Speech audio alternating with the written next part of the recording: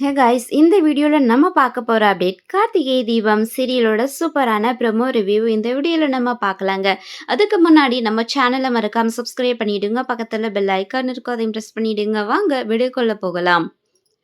ரேவதி மகேஷ் எப்படிப்பட்டவன் அப்படின்னு தெரியாமல் சாமுண்டீஸ்வரி அவங்கள அடைச்சி வச்சிருப்பாங்க. ரமேஷை பற்றின உண்மையெல்லாம் தெரிஞ்சு.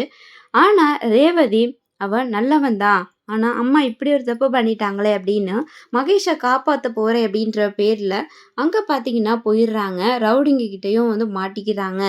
நம்ம ரேவதி கழுத்தில் இருக்க தாலியை பார்த்தீங்கன்னா நம்ம மகேஷ் இந்த தாலி எதுக்கு, இப்போதான் நான் இருக்கேன்ல, நான் என்னை கண்டுபிடிச்சிட்டல, நீ இந்த தாலியை கழட்டிரு, நான் உன்னை கல்யாணம் பண்ணிக்கிறேன், நல்லபடியாக நம்ம சந்தோஷமாக வாழலாம் அப்படின்னு சொல்லி தாலியாக்க பார்க்குறாங்க. அப்போது ரவுடிங்க வந்துடுறாங்க.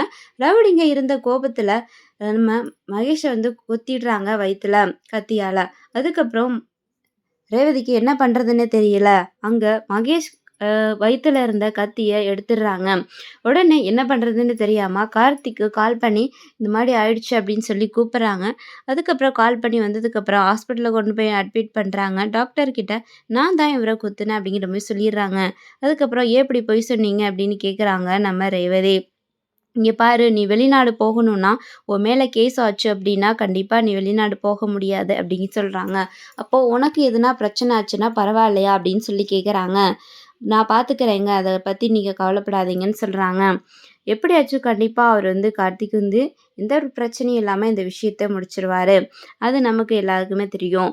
இன்னொரு பக்கம் நம்ம ரேவதி கார்த்திக்குடைய தாலி பிரித்து கோக்குற ஃபங்க்ஷன் நல்லபடியாக முடிஞ்சிருச்சு. கார்த்தியும் ரேவதி கழுத்தில் தாலி கட்டிடுறாரு. தாலி கட்டும்போது அவர் பண்ண நல்ல விஷயங்கள் எல்லாம் ரேவதி நினச்சி பார்க்குறாங்க.